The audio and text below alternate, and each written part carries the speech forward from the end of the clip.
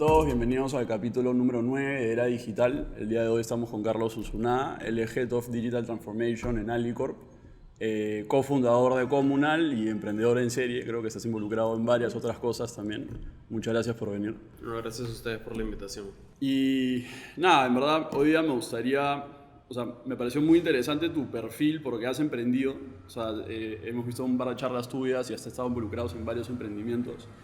Y también has estado metido en el mundo corporativo, pero en transformación digital, que es algo que también nos interesa un montón, ¿no? Cómo las industrias están cambiando, encontrando eficiencias a través de la tecnología para ser más productivas con menos personas, ¿no? Entonces, o bueno, por lo menos es mi perspectiva de la transformación digital.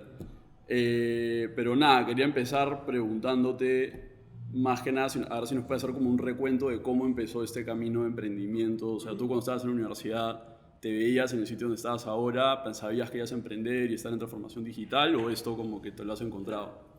Sin duda me lo he encontrado, pero creo que he emprendido desde hace muchísimos años. Solo que el concepto de emprendimiento puede estar un poco sesgado al mundo tecnológico que vemos hoy, ¿no? Y no fue hasta un curso que llevé en mi maestría, en la que el profesor, que era un profesor de entrepreneurship, nos contaba casos de claramente emprendimientos, pero que la persona promedio hoy no ve como emprendimientos. Entonces, para dar algunos ejemplos, nos contó de un exalumno suyo que había empezado a comprar sitios de bowling en toda la costa este de Estados Unidos y que ahora tenía como 50 espacios de bowling. Y él decía, ¿esto es emprender o no es emprender? O creo que de un tío que era abogado y había decidido no estar en un estudio de abogado, sino ser un solo practitioner y estar 100% dedicado a conseguir clientes y solucionar las necesidades de sus clientes. Dijo, ¿eso es o no es emprender? Y fue ahí donde empecé a rebobinar y empezar a darme cuenta que mis dos papás son emprendedores. Mi papá es abogado, de hecho empezó solo durante muchos años y de ahí hace como 15 años abrió un pequeño estudio y tiene su estudio. Y mi mamá es una emprendedora también, estudió educación inicial, tuvo un nido durante 20 años, decidió cerrarlo en su momento y de ahí decidió volver a emprender y reinventarse y estudió psicología, empezó una práctica de psicología e hizo un PhD, un doctorado en psicología. Entonces, cuando empiezas a darte cuenta que eso también es emprender y regresas a ver tu vida, yo me di cuenta que empecé a emprender en la universidad, ¿no? Siendo profesor. Cuando cumplí 19 años, tuvimos una charla con mis papás, yo quería tener un carro, mis papás me dijeron, te compramos el carro, pero ya no te damos propina nunca más. Ok. Pero tenía que encontrar para la gasolina, para salir, etcétera, etcétera. Y me di cuenta que podía dar clases. Y empecé a dictar clases particulares y clases en la academia de la universidad. ¿De qué? Matemática y economía. ¿Tú estudiaste economía? Yo estudié economía en lo Pacífico. Y se empezó a armar un network. Yo estudié en el Santa María, pero tenía amigos menores que yo del Markham. Y se empezó a crear un network de que todas las personas del Markham me querían contratar. Las personas del Markham pagan bastante bien. Y de ahí empecé a dictar en La Matriz, que es la academia de la Pacífico, para pregrado. Y de ahí se empezaron a pasar la voz, que era bueno en economía, y empecé a dar clases para el posgrado de la Pacífico. Clases no en la universidad, pero para personas que estaban estudiando el posgrado. Eso paga más también. Entonces, de un momento a otro. Tú seguías estudiando Yo seguía y le dabas estudiando clases a gente que está estudiando para el posgrado. Sí. Man. O sea, a ti te iba pésimo en la universidad. No me iba tan bien, porque creo que utilizaba mi tiempo en otras cosas que finalmente generaban más valor, según yo, que estudiar todo el día. Pero me iba bien en el sentido de que me relacionaba con un montón de gente, ¿no? Y encontraba en ese network estas oportunidades. Entonces, eso funcionó muy bien y al mismo tiempo creamos una revista. De hecho, yo no fui el fundador, pero fui uno de los primeros empleados, que se llamaba Convergencia. Ese sí fue pésimo, ¿no? Fue la primera y probablemente, ojalá, la única revista multidisciplinaria, multiuniversitaria del Perú, que congregaba alumnos de no todas las universidades, pero universidades públicas, privadas, de distintas carreras, para hablar de economía, política y negocios a los alumnos universitarios. No hay peor producto que eso. Pedías mucho de ellos, creo. Una persona de 18 años no quiere entender a detalle qué está pasando.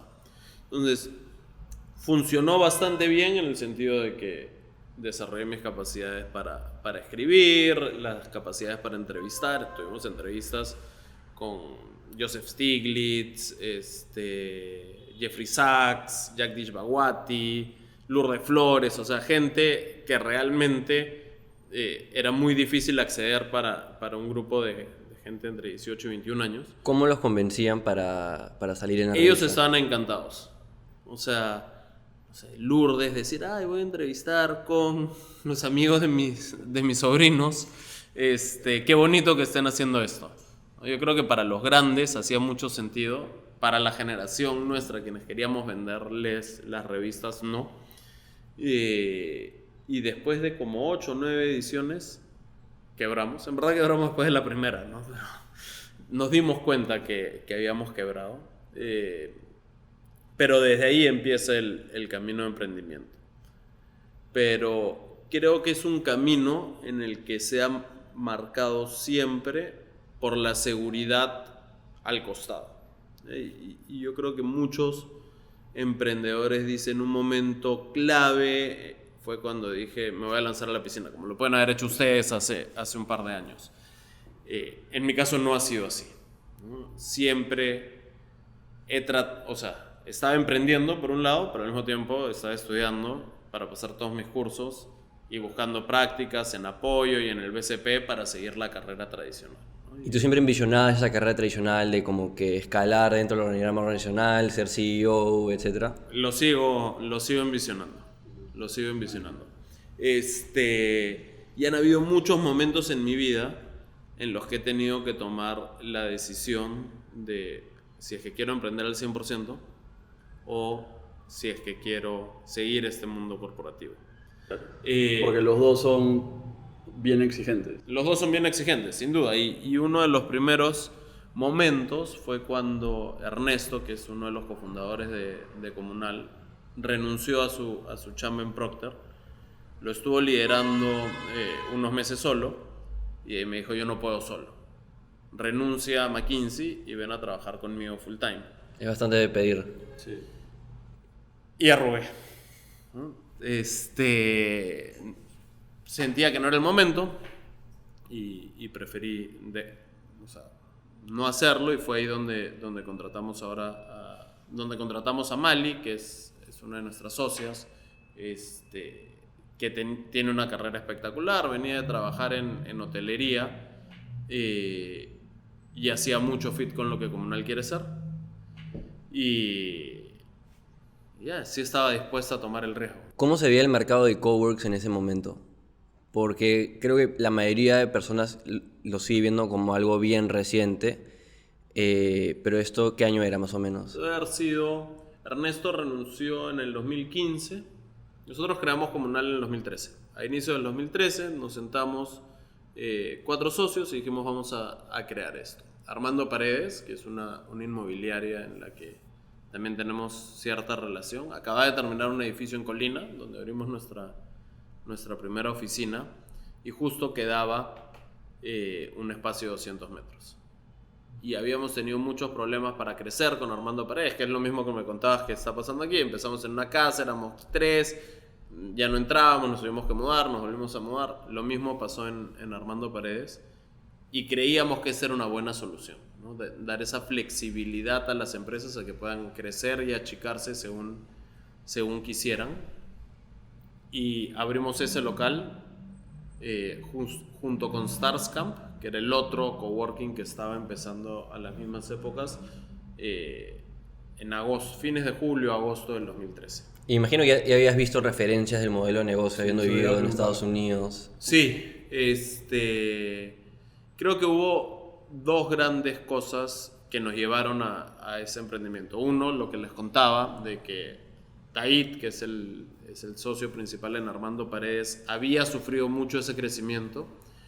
Y lo otro, que cuando yo estaba estudiando mi maestría en Estados Unidos, tenía muchas ganas de emprender, creía que quería emprender.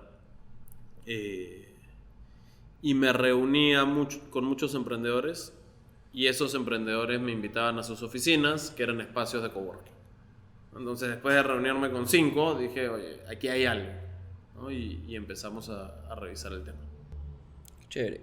Me gusta cómo sutilmente mencionas, creía que me gustaba emprender. ¿Cómo tú percibes esta dicotomía entre el mundo corporativo, la línea carrera tradicional y emprender? O sea, qué tipo de persona es apta para cada uno de estos dos caminos? Porque en este programa tendemos a bajonear un poco, de cierta manera, el mundo corporativo. O sea, es una anomalía, total en el mundo, en el sentido de que casi todos los que han venido al programa eran como que no podía tolerar el mundo corporativo, necesitaba ser dueño de mi propio emprendimiento. Claro, bien como que fuck school. Pero a ti al contrario te noto en demasiada armonía con simplemente haber navegado ambos espacios. Yo creo que uno tiene que ser bien sincero con uno mismo y tiene que conocerse bastante. Yo estoy tampoco es que sea tan viejo, pero durante mi carrera he visto que la gente toma decisiones sin saber por qué toma esas decisiones, ¿no? Y algunas de esas decisiones son buenas y algunas de esas decisiones son malas. Pero más allá de eso, yo creo que es importante entender el porqué de esas decisiones. Entonces, yo creo que hay cosas de emprender que son increíbles, que a mí me funcionan muy bien. Yo soy una persona súper curiosa, me encanta empezar cosas. Pero por otro lado, creo que para mí hay cosas que emprender me generan demasiadas distracciones y miedos. Como por ejemplo. Como por ejemplo la seguridad y el orden. Yo soy una persona súper desordenada. Entonces, si es que yo soy mi propio jefe y yo me pongo mis propios objetivos, yo también los puedo romper. Y como soy desordenado, no haría nada, ¿no? Pasaría el 85% de mi tiempo en reuniones como esta, conversando con gente, viendo qué cosas se pueden hacer y no haciendo nada. Un poquito. Y no haría nada.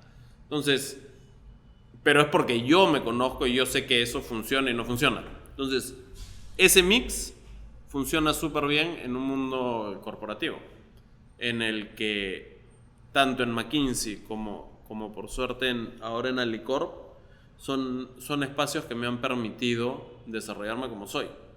Entonces, en McKinsey también tienes que ir a buscar clientes, también tienes que ir a buscar cuál es el nuevo servicio, la nueva necesidad que puede tener tu cliente, entrevistarlos, conocerlos, hacer UX y sentarte con ellos y decir, bueno, ¿cuáles son tus pains? Y tratar de solucionarlos con ellos. Y en un inicio en comunal, o sea, ¿cómo fueron las etapas iniciales y cómo se dividieron las funciones entre los diferentes socios? Fue más, yo les diría, un tema de timings. Cuando empezamos, Tait estaba 100% abocado a Armando Paredes. Ernesto seguía en Procter y yo estaba terminando la maestría y empezando, digamos, mi segundo periodo en McKinsey, pero a los 8 o 9 meses, ¿no? Entonces, Juan Carlos, que fue el cuarto socio, y yo fuimos los encargados del lanzamiento de la primera oficina, y en eso me refiero a crear la marca, crear el concepto, ver el diseño, conseguir a los primeros clientes, etcétera, etcétera. De ahí Juan Carlos salió y medio que estuvimos casi muertos un buen tiempo. Yo diría unos 8 meses en los que ya estábamos lo suficientemente llenos en esa oficina como para no perder plata, pero no a los niveles que queríamos. Sentíamos que todavía no había un sentido de comunidad y el sentido de cultura y propósito que queríamos, porque ninguno de los socios estaba al 100%, y que no era tan conocido en el mercado del coworking. Entonces nos costaba convencer incluso a gente, o sea, freelancers. Y ahí pasaron dos cosas. Por un lado, tres cosas. Ernesto decidió renunciar. Él vivía en Panamá con Procter y decidió volver a Perú, trabajar 3 o 4 meses más y de ahí renunciar. Como yo soy inquieto, vi una oficina que me encantaba y dije, esa es la siguiente oficina. Entonces salimos a buscar plata para implementar esa oficina. Claramente nos quedó cortísima, no teníamos ni idea de lo que estábamos haciendo y nos endeudamos maleazo después. Siendo McKinsey, no hubo un pequeño previo análisis profundo del modelo de negocio. Yo soy un creyente que si un modelo de negocio no puede ser sustentado en una hoja de papel, nosotros usamos pizarras, pero en una hoja de papel el modelo de negocio no va a funcionar. Tú puedes hacer un Excel súper detallado de cash flow, de cuándo entra la plata, pero si el concepto no funciona en una hoja de papel, no va a funcionar en la vida real. Al final en el Excel tú puedes meter los números y supuestos que quieras, pero yo soy mucho más simple, ¿no? Cuando empezamos Comunal dijimos, ¿cuántos sitios pueden entrar en esta oficina? ¿Cuánto los vamos a tener al 100%? ¿Debe estar al 90%? ¿90%? ¿Nos pusimos de acuerdo? ¿90%? ¿Cuánto vamos a cobrar? Y ahí los costos. ¿Eso da o no da? Da, vamos. Sin duda nos demoramos muchísimo más en llegar a ese punto de lo que creíamos al inicio. Pero si es que no funciona en un esto de papel, no iba a funcionar nunca. Y fuera de ver Igual una en la operatividad te das cuenta que surgen cosas que no tenías previsto, ¿no? Eso es algo que siempre... O sea, la práctica me ha enseñado, por lo menos cada vez que queremos crear un nuevo departamento, una nueva unidad de negocio, siempre hacemos lo que tú dices, una proyección en papel, pero ahora con la experiencia trato de ponerme súper noico con qué costos podrían surgir, porque ya me ha pasado que armamos el modelo y en la práctica te das cuenta, oye, no tenía contemplado este costo de activación, no tenía contemplado el desgaste de los equipos que tienen que renovarlos cada 3 años, o todo ese tipo de cosas que de repente en esa hoja inicial no tienes contemplado y de ahí como que van surgiendo, ¿no? Sin duda, y yo creo que no solo eso, gente mucho más financiera que yo, te diría que también hay un tema de working capital muy importante, ¿no? Porque puede ser que al final te dé, pero sobre todo al inicio, cuando recién empezábamos, cuando alquilas una oficina, te piden 3 meses adelantado, ¿no? 3 meses adelantado, una oficina de 1500 metros es un huevo de plata. Entonces sí, lo vas a llenar, pero para lanzarlo tienes que haber puesto un montón de plata. Y de ahí a tu pregunta, nosotros implementamos nuestra primera oficina de una manera bien barata y en un espacio que ya estaba semi-implementado. Ya tenía pisos, ya tenía aire acondicionado, ya tenía luces, etcétera, etcétera. Llegamos a esta oficina en Recabarren, que es un edificio lindísimo, y no tenía nada.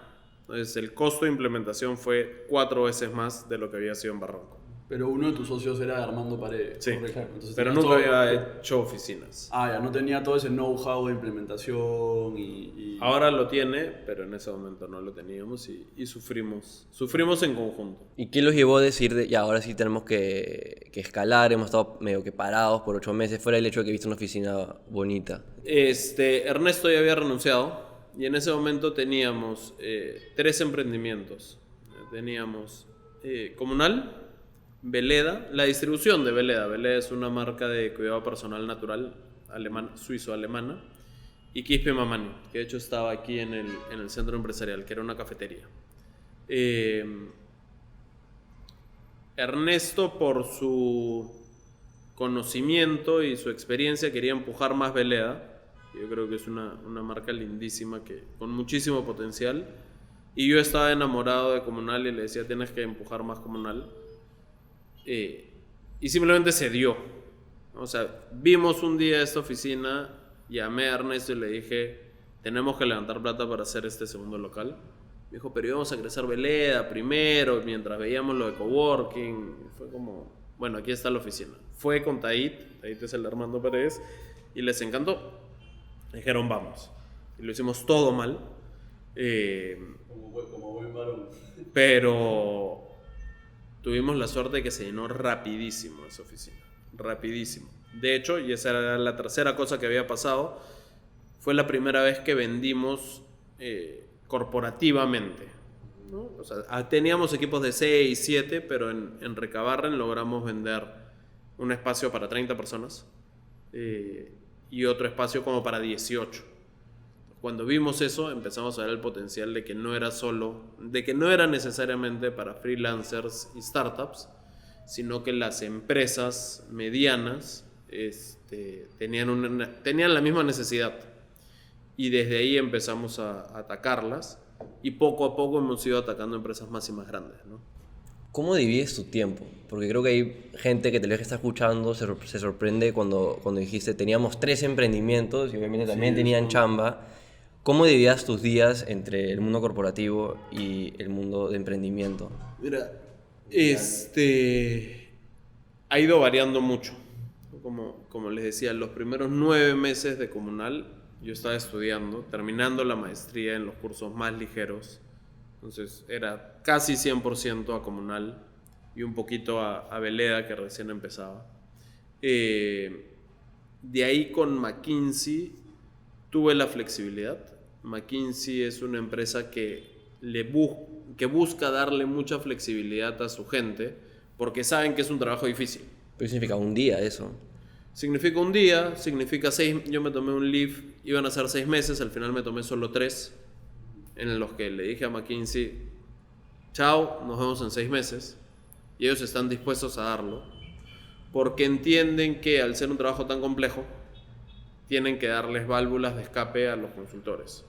Algunos se toman un mes para viajar, yo me quería tomar 6 meses para seguir emprendiendo, ¿no? Al final fueron 3, pero te daban esa flexibilidad.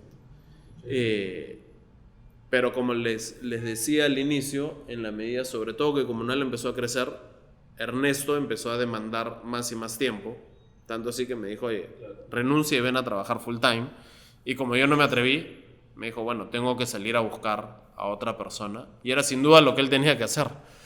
Y encontró a Mali, y cada vez mi rol en Comunal fue cayendo y hoy es casi 0, por no decir 0. ¿Y todos estos emprendimientos los financiabas con tu sueldo del trabajo fijo o también levantabas capital de inversionistas para cada uno de estos? Todo lo hicimos mal, pues, ¿no?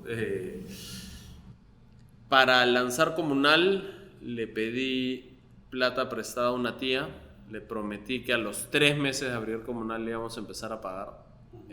No le pagué, creo que en 3 años. No entiendo. No da plata. Y la que da la reinvertimos y la reinvertimos. Con préstamos, fue mucho. Y ahora último que hemos entrado, que he entrado a Fighter Fit, que es una cadena de gimnasios con Jonathan Maicelo y Fernando Tamayo de Yacua, sí ha sido con el sueldo. Cuéntame un poco de qué piensas del caso de WeWork. ¿Tienes alguna perspectiva sobre el tema? Porque creo que, de nuevo, es el referente en la industria de coworks y de trabajo compartido, etcétera. Y en los últimos, creo que 5 meses, ha tenido un gran bajón que no sé qué tanto repercute en la visión que ustedes tenían para Comunal. Obviamente creo que fue un negocio que estuvo mal manejado desde el nivel más alto, pero ¿les chocó de alguna manera ese tema? O sea, yo creo que por un lado la manera en la que la gente trabaja va a transformarse, eso va a ocurrir. Y en ese sentido la visión de largo plazo sigue siendo la misma. Cada vez más empresas y más emprendedores van a querer tener flexibilidad y espacios que sean más bonitos que los que tenían antes o los que ellos puedan diseñar y mantener. Entonces, en ese sentido, el largo plazo creo que está seguro. El corto y el mediano es donde se ha generado cierta complicación. De hecho, en el corto, cuando WeWork llegó a Perú, pasaron 2 cosas. Por un lado, crecimos muchísimo, porque ellos invirtieron mucho en dar a conocer la categoría y para nosotros fue muy positivo. Pero por otro, el ticket promedio por escritorio bajó muchísimo, con la competencia baja, hasta niveles casi en los que en algunos clientes hemos perdido plata. Entonces eso nos golpeó. Nos golpeó también en las rondas. ¿no? Una cosa es levantar cuando hay un hype de una industria y otra es cuando acaba de pasar algo como lo que ha pasado. Pero más allá de eso, y creo que ahí nuevamente aparece mi dualidad entre el mundo corporativo y el mundo emprendedor, es imposible que una empresa que perdía tanto valga tanto. Exacto, claro. Hay demasiado capital en la economía siendo entregado a negocios que los unit economics hoy no dan, apostando a futuro. Y podemos hablar de WeWork, pero también podemos hablar de Uber y también podemos hablar de muchísimas cosas, ¿no?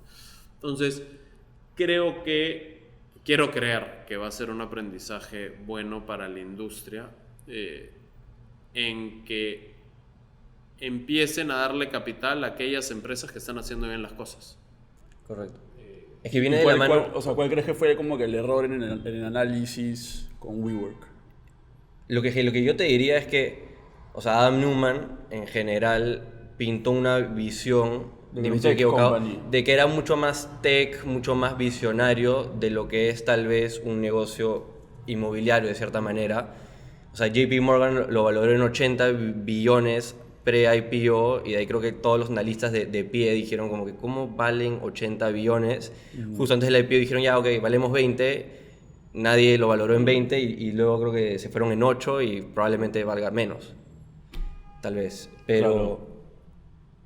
No sé, o sea, de lo que yo he escuchado lo vendieron mucho más techy, mucho más como que sobre crear comunidades, que es verdad que suceden en esos lugares claramente, creo que hay en estos comunales te juntas con tu equipo, puede ser tú solo, tu equipo de 6 personas, tu equipo ahora venden de 200 personas también. Claro, o sea, y conoces otras culturas, conoces otra gente, haces networking, hacen eventos, hay bastantes como que subproductos, líneas de negocio, pero al final de cuentas, y dime si me equivoco, el negocio es real estate. No, yo creo que el lado de data te lo vendían como que estaban monitoreando todos los comportamientos de las personas dentro de WeWork para sacar data sobre cómo se comporta el ser humano para luego monitorear, o sea, como que jalaba los y eso pelos, suena ¿no? bonito, pero ¿dónde está el valor de entender cuántas veces Claro. te paras para ir al baño en una oficina?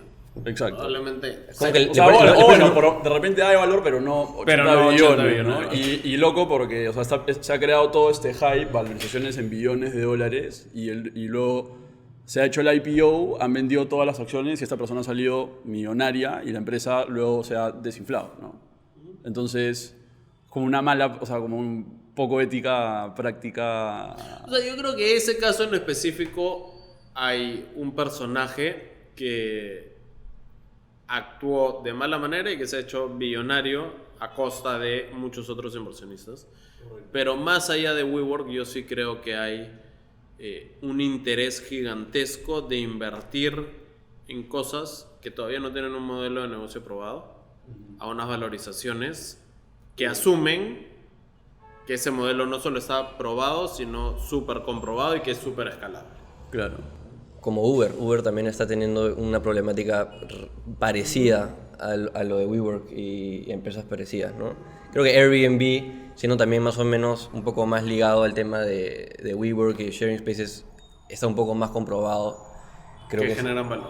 Que generan valor porque es un mercado global, ¿no? Que lo cual te puedes apalancar de otros lugares. Dan Peña dice que si te quieres hacer rico simplemente haces un IPO y la gente paga 4 veces el valor real. Pero a ver, para llegar a IPO... Porque simplemente por el hype de estar en los medios y pues se volvió pública, la gente está dispuesta a pagar más por una percepción de valor de lo que en verdad es. O sea, muy pocas personas se dan como que el tiempo en verdad de analizar el modelo de negocio y ver si vale lo que Sí. o sea, el Y yo creo price, que ¿no? eso es válido también para la gente que quiere emprender, ¿no? Cada vez menos, pero antes me reunía con un montón de emprendedores y me decían, este es mi modelo de negocio, y cuando haces los unit economics y les empiezas a preguntar cuánto tienes que vender para que eso sea rentable, ¿no? Y para que te puedan pagar el sueldo que te pagan en el mundo corporativo, hacen los números, es como, tienes que vender un huevo, ¿no? Y de ahí te tienes que empezar a preguntar, ¿en Perú hay ese mercado? ¿O tienes que salir rápidamente? Y mi miedo con el startup siempre es que, aparte de que igual si lo logras y estás llegando a puntos de rentabilidad, el día de mañana, esto es más que nada en SaaS, en softwares, pueden ir otro que te come porque se copió de varios features que tienes y de nada ya eres Bueno, obsoleto. te come o te compra, ¿no? O sea, Instagram, Facebook compró y Sí. creo que $1 billón, si no me equivoco, y eran 10 personas, o sea, lo más rentable del mundo. Snapchat no. Claro, pero copiaron. son 5 Entonces, casos de es los como millones de apps que salen cada día, Pero ¿no? sí, es verdad, o sea, hay varias, sí, o sea, es sorprendente la cantidad de personas que quieren emprender y ni siquiera se han dado la chamba de hacer el modelo de negocio en una hoja, o a veces vienen con cálculos como Que que no naif, son- ingenuos, sí. que son como que, oye, Claro. vamos a vender esto, es como que estás seguro de que vas a vender esto, y, o sea, has calculado tu costo de ventas, cómo lo vas a vender, etcétera, y como que la mate no cuadra. Y de ahí también mucha gente sobreestima lo que puede lograr en un año y subestima lo que puede lograr en 10, ¿no? O sea, como que mucha gente también creo que no está dispuesta, o sea, dice como que ya, si en un año no es rentable este negocio, de repente no debería meterme, pero no calculan que, oye, o sea, el hockey stick, ¿no? Como que esto puede ser incremental y en algún momento puede, o sea, el crecimiento puede ser mucho más acelerado de lo que yo tenía planeado, ¿no? Sí, y no todo es tech, ¿no? Creo que empezamos así el podcast. Antes que naciera Comunal, yo estaba convencido que tenía que lanzar algo tech y tratamos de lanzar algo como Mesa 24/7.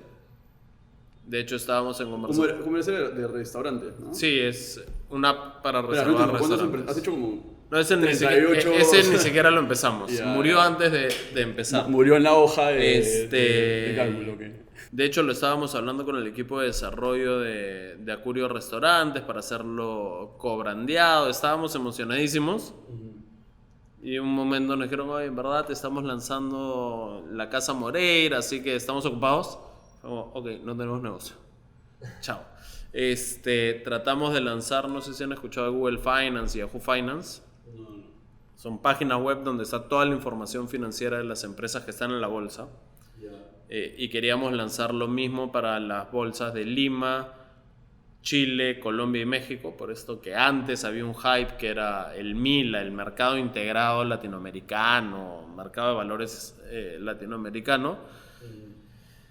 Contratamos un desarrollador, no hizo nada, le habíamos pagado un montón de plata. Entonces, a lo que voy es, uno cree que emprender tiene que ser sí o sí tecnológico, pero podemos hablar de ustedes, podemos hablar de Comunal, que no es tecnológico, podemos hablar de Armando Paredes, de Fighter Fit, que son emprendimientos que generan valor desde el día uno, ya sea para los accionistas o para la comunidad a la que están atendiendo, y que no tienen nada de tecnológico.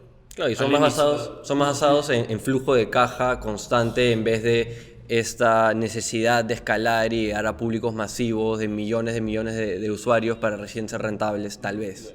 Sí, ¿no? yo justo estoy leyendo Lean Startup y te habla de eso, ¿no? Su definición de startup no es netamente lo que todos imaginan que Facebook, Google o el siguiente app que todos van a ser millonarios, sino simplemente es un grupo de personas creando un modelo de negocio que no está probado todavía.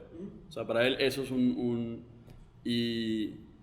y su recomendación es bien sensata, en verdad. Te dice, oye, cuando tú armas un emprendimiento, en verdad partes de una asunción. O sea, si tú dices voy a hacer un estudio de abogados, una agencia de marketing digital o una empresa X, la gran mayoría de personas se manda con armar todo un modelo de negocio para los siguientes 3 años, consigue inversión y empieza todo esto sin siquiera haber dado primeros pasos mucho más cortos como lo son validar tu hipótesis, ¿no? O sea, antes de mandarte a empezar un emprendimiento y invertir y lanzar al mercado un producto finalizado, podría ser como que un MVP mucho más corto, simplemente con poco capital para ver si es que funciona tu idea, ¿no? O con cero capital, ¿no? El gimnasio que tenemos pudo haber empezado teniendo clases en un parque. Correcto. ¿No? Eso hubiese sido el modelo óptimo según Lean Startup. Exacto, y luego hacer en base a feedback, iterar y luego en base a eso ir escalando con lo que funciona, ¿no? ¿Qué opinas de eso? ¿Ahora aplicarías eso a tus siguientes emprendimientos o no? Porque también es más trámite. Es mucho más chamba. Ajá. Y creo que es importante entender que yo no soy un emprendedor nato. ¿No? ¿Cómo es eso? No soy un emprendedor al 100%. Claro.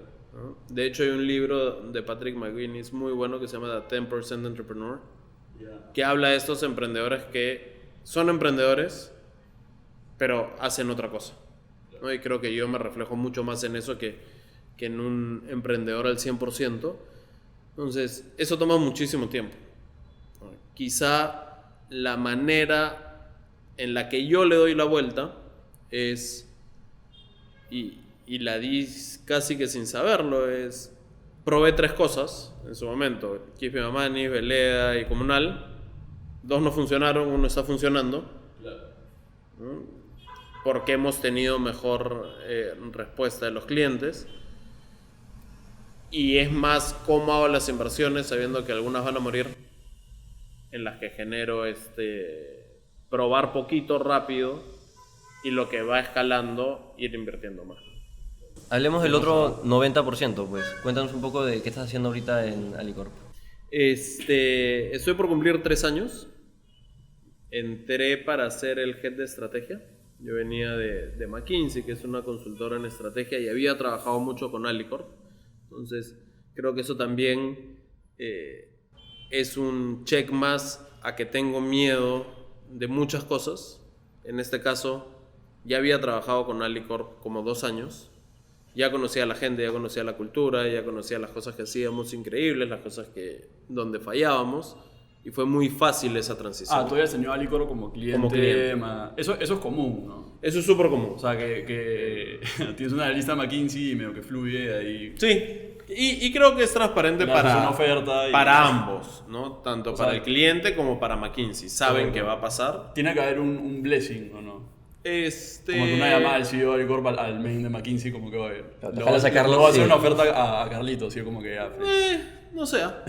No sé. Yo creo que hay un blessing tácito.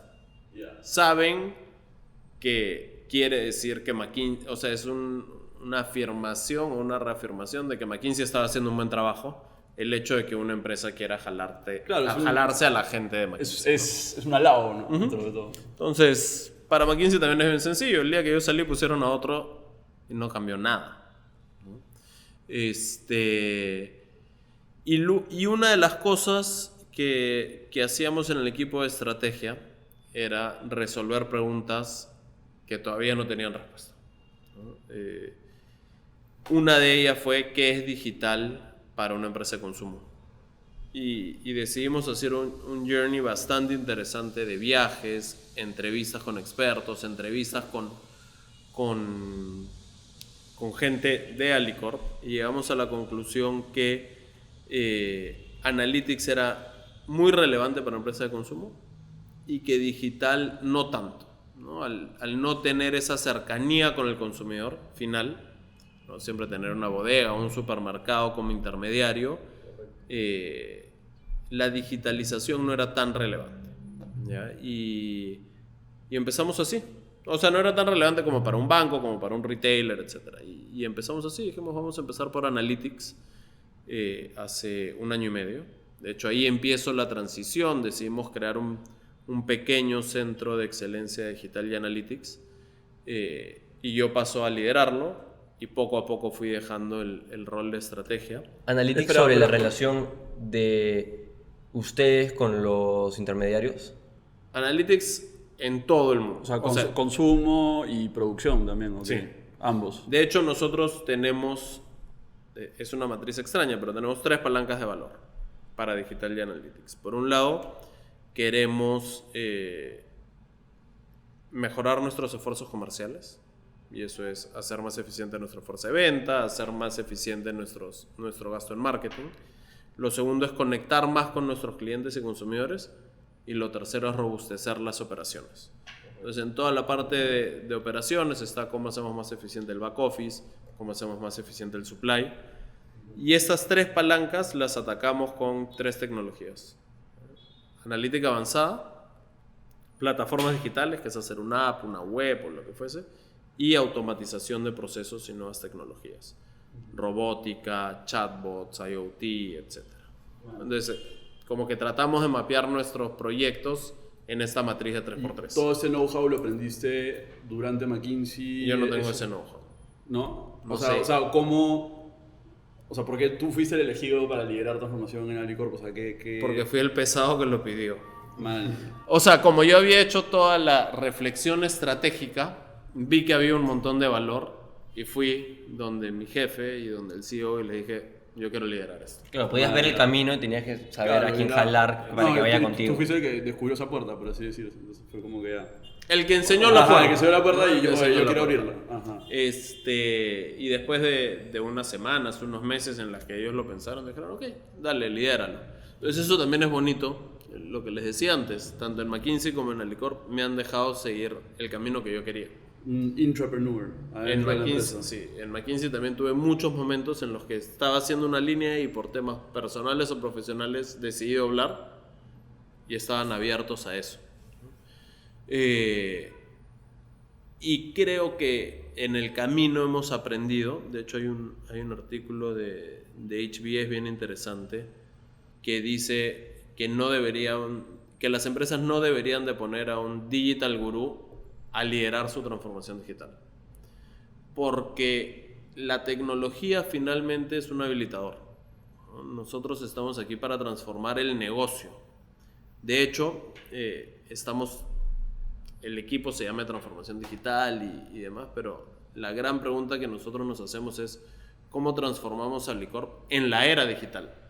Que no es lo mismo que transformación digital.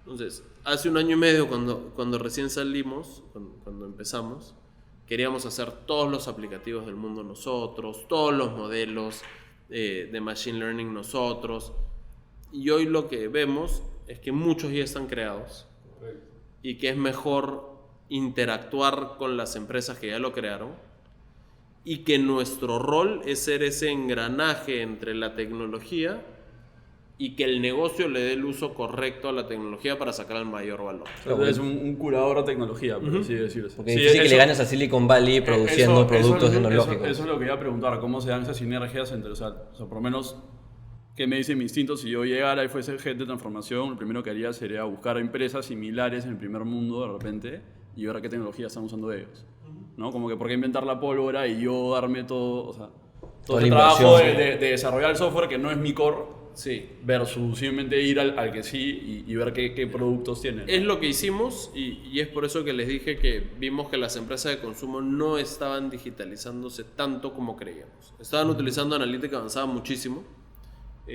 sobre todo para mejorar sus procesos comerciales, pero no estaban desarrollando aplicativos propietarios, apps, webs, para su gente. ¿Ya? Algunos estaban empezando con algunas pequeñas cosas de e-commerce, pero para nosotros es bien complicado, sobre todo en el negocio de consumo, crear un e-commerce en el que solo vendamos los productos de Alicorp. Eso te iba a preguntar, o sea, ¿qué posibilidad hay que una empresa como Alicorp se vuelva DTC, o sea, directo al consumidor y se saltee un poco todos los intermediarios, ya teniendo una marca fuerte, los productos tienen una marca fuerte, y poder más o menos que las personas puedan pedir todo a su casa, De repente que más o con menos es la Voice, tendencia, con Voice. no, claro, y es la tendencia en general de empresas innovadoras. Amazon, que es bueno, el mayor e-commerce de todos, no es un buen ejemplo para Alicorp, pero de nuevo, creo que la gente cada vez está valorando más su tiempo y las empresas en general se están moviendo hacia achicar esta distancia con el consumidor, ¿no? Sí. Y con la cartera de productos que tienen ustedes, no sería algo tan loco imaginar que podrían hacer. Sin duda queremos acercarnos al consumidor por varias razones, ¿no? Uno, para conocerlos más y poder entregarles mayor valor. Y por otro, para tener esa data que puede ser de mucho valor para nosotros.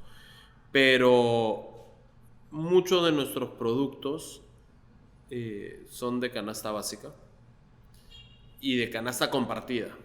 Entonces, yo hoy, y puedo estar equivocado, y si conversamos en 6 meses me puedo comer mis palabras, veo difícil que una persona quiera entrar a alicorp.com.pe a comprar pastas, aceites, detergentes y galletas, por decir nuestras categorías más grandes, y que de ahí vaya a entrar a gloria.com.pe a comprar leche No es eficiente. pues. y yogurt, y de Ajá. ahí entre a pañales.com.pe a comprar pañales. Claro, lo que ahorra en los precios lo pierde en tiempo por hacer todo este trámite. Pero mi teoría es que sí tienen una oportunidad cuando el consumo sea a través de voice. cuando tu celular te despiertes y te diga, oye, por si acaso se te acabaron pasta de dientes, tallarines, shampoo, jabón y falta leche en tu refri, y tú digas como que ya compra todo eso. O se pide automáticamente por ti, ¿no? Pero Con esa Como caja. por ejemplo las refrigeradoras son inteligentes ahora y piden automáticamente. Sí, pero eso tiene el retailer final, ¿no? Claro. O sea, quien hace ese despacho hoy es Ajá. Amazon. En Claro, Estados pero Unidos. ustedes tendrían que implementar toda la distribución y...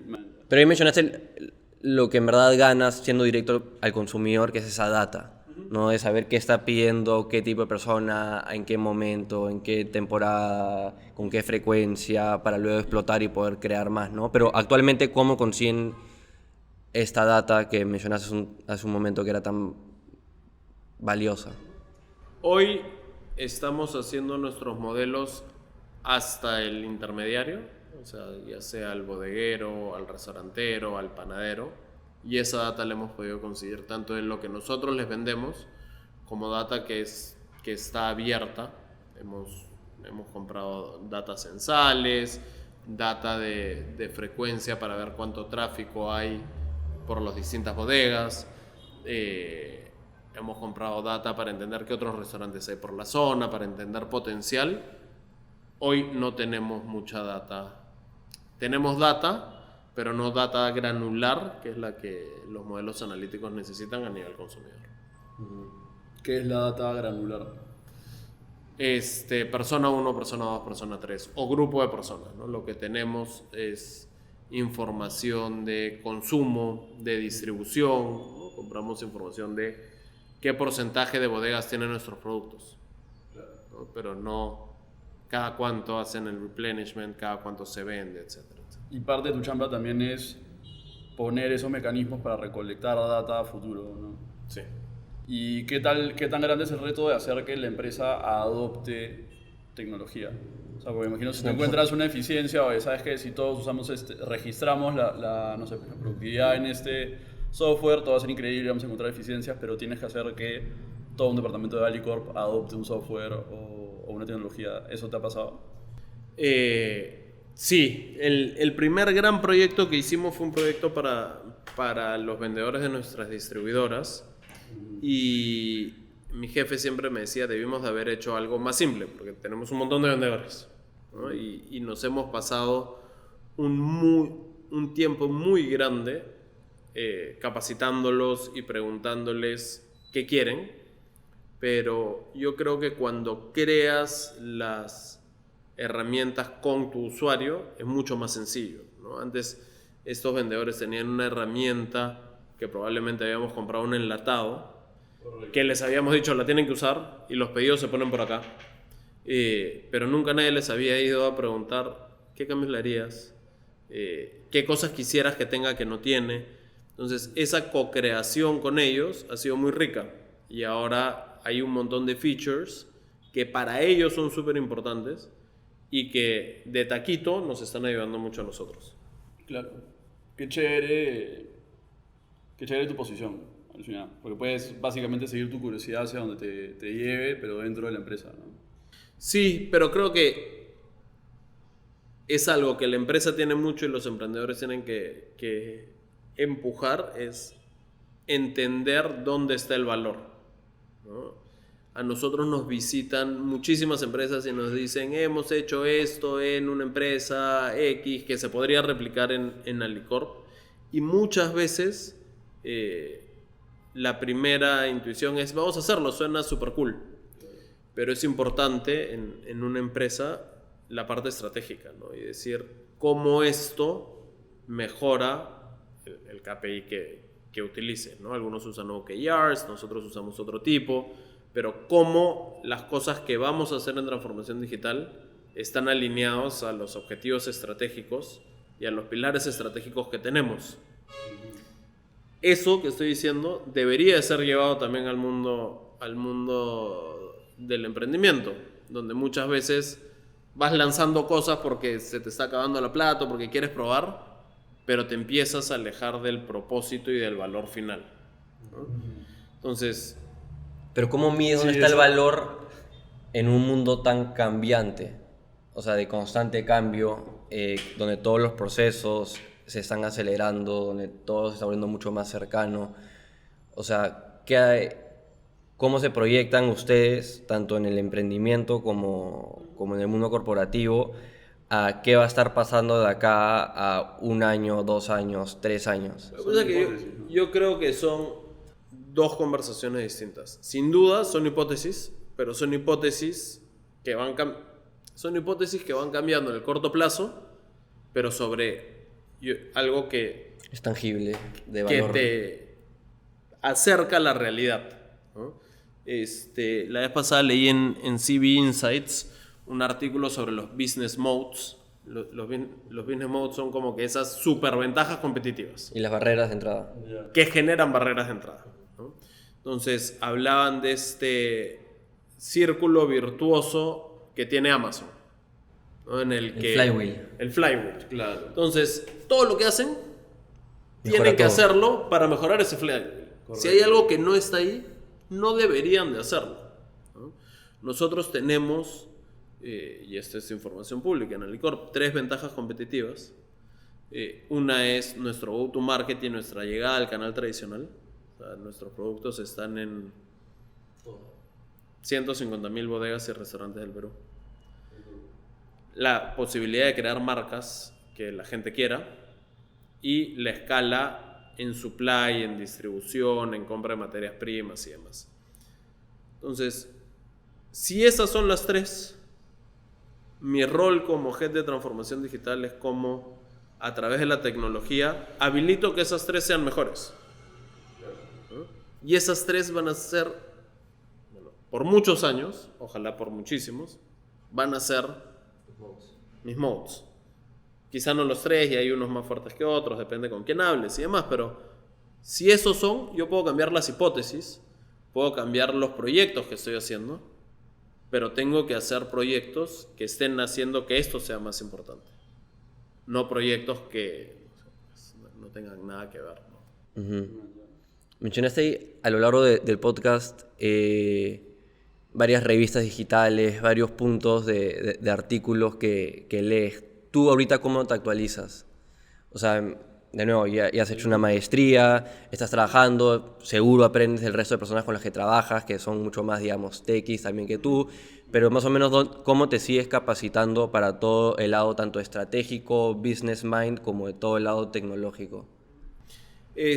La parte tecnológica, conversando, yo creo que hay, como tú decías, gente que sabe muchísimo más que yo y que yo no espero nunca saber tanto como saben ellos y ellas, pero por el rol que tengo quieren ir a hablar con Alicorp para ver qué está haciendo Alicorp. Entonces en esas interacciones aprendo muchísimo. Y de esas interacciones salen además muchas invitaciones a otras cosas.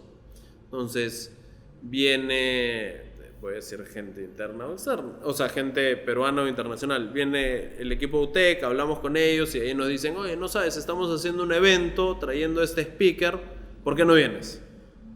Entonces voy y aprendo de ese speaker. O viene SAP, que es una de las empresas tecnológicas más grandes del mundo, o Google. Hacen el pitch para Alicorp y dicen, oye, estamos haciendo un evento en San Francisco donde vamos a hablar de X, Y, Z, ¿por qué no vienes? Y voy y aprendo. Aparte, llevo cursos de vez en cuando y conversando con mi equipo. Hemos tenido la suerte de crear un equipo súper capacitado en Alicorp, a quienes estamos capacitando en las cosas más técnicas, y ellos transfieren el conocimiento de una manera en la que yo pueda entenderlo. ¿Sientes mucha presión por mantenerte a la vanguardia? No. ¿Sabes? No. Bueno, en el fondo es algo que disfrutas, imagino, por eso estás en ese puesto, ¿no? O sea, te Este- gusta leer sobre el tema, ir a conferencias, hablar. Me gusta, pero yo creo que mi rol hoy es darle a mi equipo la visión y los guardrails necesarios para que ellos hagan lo que quieran hacer, ¿no? O sea, yo nunca voy a poder ir donde mi head de analytics a decirle, para resolver este problema tienes que crear un modelo XBoost no sé qué cosa, con el lag de las ventas. Nunca lo voy a poder hacer y no lo quiero hacer. Mi rol es decirle, tenemos que crear un modelo que le permita al negocio hacer X, Y, Z. Correcto. Anda tú a definir De cuál limitar es. el problema y hacer que él entienda por qué es importante resolverlo, ¿no? Eso es como que liderazgo. Sí. Porque nuevamente, mi rol y el rol de todo el centro digital que lidero es habilitar la tecnología para crear valor al negocio. A veces tendremos que hacer las cosas nosotros, a veces tendremos que hacer un partnership con algún startup, a veces tendremos que comprar un SaaS. ¿Han hecho M&As? O sea, han comprado startups o cosas que dicen, oye, alguien ha desarrollado este software, simplemente compro la empresa y lo traigo a Lo dentro de estamos Alico? conversando bastante. Lo estamos Vale. conversando bastante y hay algunas en el pipeline, pero todavía no es. Me imagino que tu presupuesto también crece año a año, ¿no? Sí. ¿No? Y si alguien apuntara a tu puesto, o sea, partiendo de la premisa que de repente un par de años, no sé, escalas dentro de la empresa o no sé, o emprendes de nuevo, ¿qué le recomendarías? O sea, si alguien quisiera estar metido en transformación digital, liderando proyectos dentro de una empresa grande en el Perú, ¿cuál es el career path que le dirías a esta persona de 16 años que escucha esta entrevista y dice, me encantaría hacer lo que hace Carlos? Mira, yo creo que no hay un career path claro. Yo creo que lo que a mí me ha funcionado es ser sincero conmigo mismo y ser abierto a las opciones, ¿no? Y en esas opciones, hoy fue el camino que hemos hablado ahora. Empezó, bueno, antes en mis prácticas, pero en McKinsey vi muchísimas industrias, algunas en Perú, algunas en Latinoamérica, algunas en Europa, y me empecé a mover porque veía que se abrían las puertas, sin saber qué iba a venir después. En una de esas puertas se abrió un proyecto en Alicorp, y en el momento en el que se cerró mi capítulo en McKinsey, la puerta en Alicorp ya se había abierto, en estrategia, que era algo en lo que me sentía cómodo, y meses después empezamos a hablar de digital e hice ese cambio. Prever qué va a pasar en 20 años es imposible, ¿no? Entonces, yo lo único que creo es que hay que tener un growth mindset y estar abierto a las cosas que puedan pasar, ¿no? ¿Y cómo priorizas tus decisiones o los proyectos en los que quieres, digamos, embarcar? Tanto dentro de Alicorp, con las diferentes posibilidades, los diferentes caminos que podrían tomar digitalmente, cómo priorizan ya nuestro Pareto del 20% de acciones que tenemos que tomar para conseguir la mayor cantidad de resultados son estos de acá, tanto también con el lado de emprendimiento, de ese 10% de tu vida en el cual, de nuevo, estás empezando una cadena de gimnasios, como que cómo priorizas en general las decisiones que tomas o los caminos profesionales. Me gustaría ser más estructurado para hacerlo, pero yo creo que una de las cosas son entender qué me mueve y qué no. En el general, ¿no? De ahí podemos hablar del de Alicorp. Y una cosa que hemos hecho muy bien por primera vez con mi esposa fue tener un full day planning a fines de diciembre para este 2020. Porque uno también se equivoca, y lo que pasó en el 2019 es que viajé más de lo que debía haber viajado, tanto por placer como por chamba. Entonces acabé drenado. Y nos sentamos con Moni, con mi esposa, y dijimos, estas son las cosas que yo quiero hacer el próximo año. Ella me comentó las suyas, yo le comenté las mías, y una de las decisiones, por ejemplo, fue que no voy a iniciar nada nuevo el 2020. Porque hay cosas que empezamos en el 2019, hacia finales del 2019, que ya está tomando toda esa energía extra. Hay una línea en la arena. Claro, así, ya, exacto, como que hasta acá con los emprendimientos, porque ya es perjudicial cada emprendimiento que añado para los que tengo. Claro, porque hay mucha- No hay- solo para los que tengo, también para mi familia. Yo estoy corriendo un montón y tuvimos la conversación si es que este año ya era el momento para correr una maratón o no. Y decimos ese que no era. Ah, ¿no es? Ah. No es, el 2021. El 2021, o sea, ya. el 2021. 2021 tenemos que invitar de nuevo A ver si lo sí. logro. Ajá, directo. A ver si le queda aire. Ajá. Ya está registrado todo, 2021. Buenísimo. O que voy a viajar solo una vez al mes. Entonces, eso me obliga Pero por chamba, placer. por chamba. No, por chamba. Eso me obliga a ser bien selectivo. Pues cuando me dicen, oye, quisieras ir a ver esta tecnología en... No lo sé.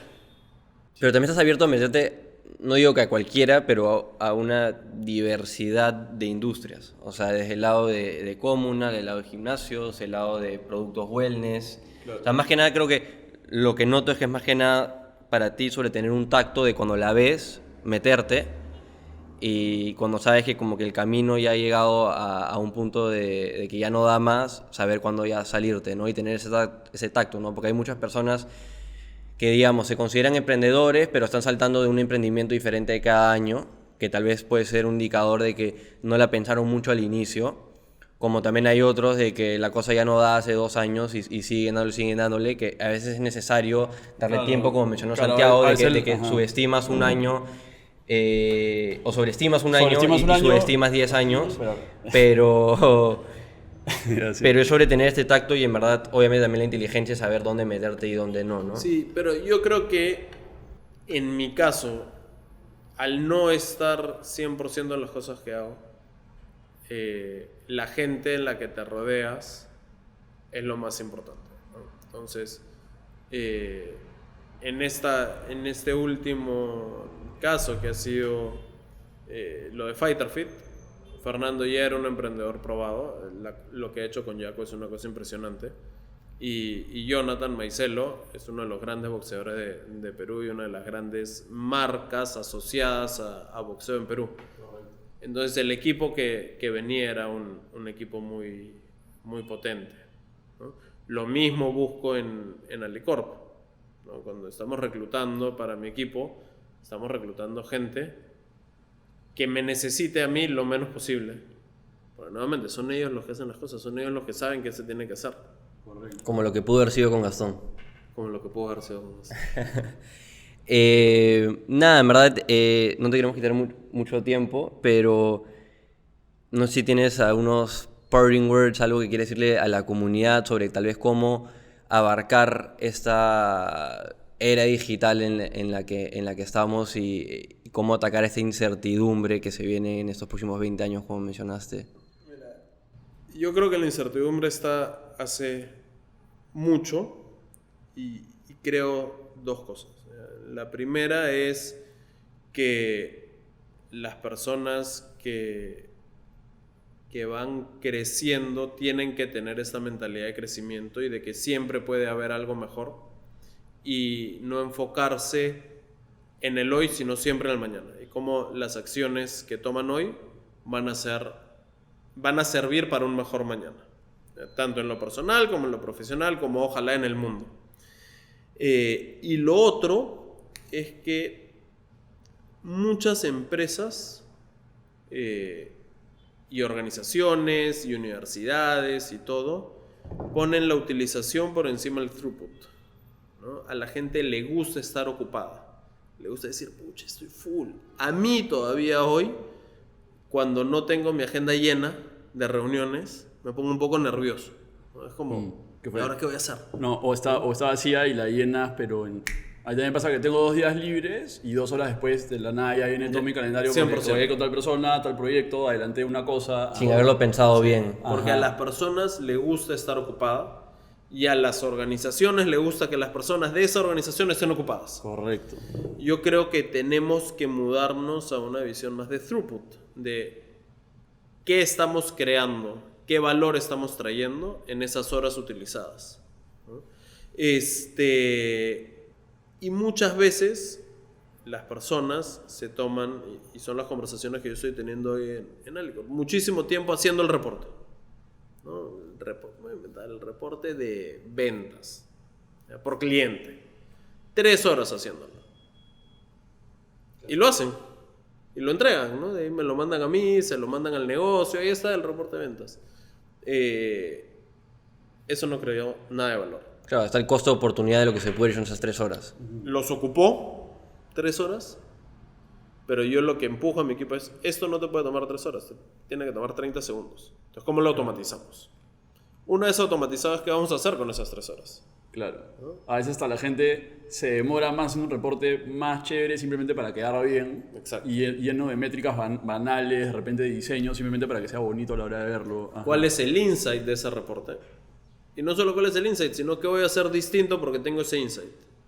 Esa parte, y de ahí hacerlo, ¿no? Esa parte es la que crea valor. Entonces, yo creo que para las personas que recién empiezan tienen que enfocarse en dos cosas. Que siempre tener un growth mindset y siempre pensar que lo que viene es mejor y cómo empujan para tener más. Y lo segundo, cómo ponen el throughput sobre la utilización, ¿no? Y cómo no viven ocupados, sino creando valor. Porque además uno se retroalimenta con el otro, ¿no? Claro. Mientras menos utilizado estás, más cosas puedes hacer, más valor puedes crear. Menos utilizado estás, más cosas. Claro, es un flywheel de la productividad, ¿no? Sí. Brazo, Carlos. Brazo. En verdad creo que la gente va a aprender un montón de este capítulo. Nos vemos en el 2021 con la medalla. Con la Pero nada, abrazo, en verdad. Muchas Muchas gracias por gracias venir. a ustedes. Hola, yo soy Santiago Y yo soy Diego. y somos cofundadores de Base Media.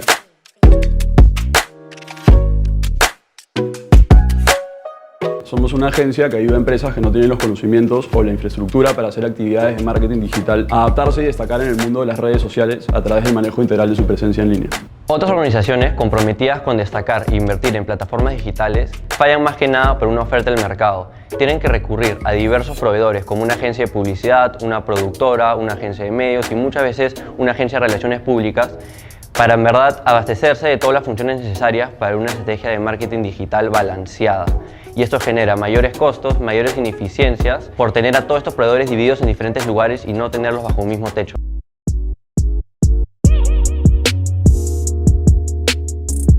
En cuanto a los servicios que ofrecemos, hacemos todo lo que mencionó Diego. Partimos por la estrategia y entendemos los objetivos comerciales y de comunicación del cliente. Una vez que tenemos un framework de trabajo bien definido, pasamos a hacer una estrategia de comunicación y comercial para cumplir todos los objetivos del cliente. Encontramos las audiencias del cliente en las plataformas que deberían estar, definimos cómo segmentar las audiencias, hacemos estrategias de comunicación para llegar a cada uno de estos públicos con los atributos o mensajes indicados.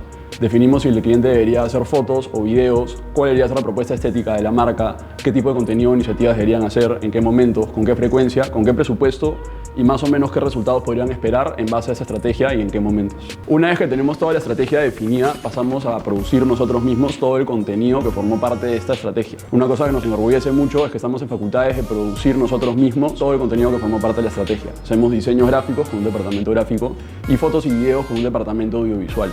Tenemos una casa productora in-house que hace 19 sesiones audiovisuales al mes entre fotos y videos. Luego, una vez que tenemos listo todo el contenido que formó parte de la estrategia, nos encargamos de la distribución de este contenido al público objetivo. Tenemos un departamento de medios que se encarga de idear o elaborar los planes de distribución de contenido de nuestros clientes, ejecutar estos planes y luego optimizar los resultados. Además de este servicio, ofrecemos un servicio de desarrollo de páginas web, manejo de identidad de marca y trabajo o gestión con influenciadores para complementar toda nuestra labor y exponenciar los resultados que podemos traer en todas nuestras campañas de comunicación. Dejando de lado los servicios, la otra razón que nos diferencia de la gran mayoría de agencias es el equipo de trabajo que hemos construido. Nosotros hemos armado de manera deliberada un equipo de 30 personas de entre 21 y 28 años de edad, pues creemos mucho en las capacidades de los jóvenes para manejar estrategias para redes sociales. Nuestra generación ha pasado muchísimo tiempo en estas plataformas y las entiende a detalle. Y es por esto que hemos armado este equipo de trabajo joven, dinámico y que nos ha traído resultados muy creativos e innovadores en todos nuestros trabajos. Estamos muy contentos de nuestros 2 años en el mercado, haber tenido la oportunidad de trabajar con empresas de diversos rubros, desde banca, retail, salud, construcción, entre otras, y habernos sabido poner en los zapatos de cada cliente para cumplir con diversos objetivos, desde reconocimiento de marca, recolección de leads para B2B, ventas en e-commerce, atracción de talento a la organización y más. A futuro queremos seguir ayudando a nuestros clientes a triunfar en esta nueva era digital llena de constantes cambios. Y por eso los invitamos a conocernos en nuestras redes sociales y a visitar nuestra página web basemedia.pe.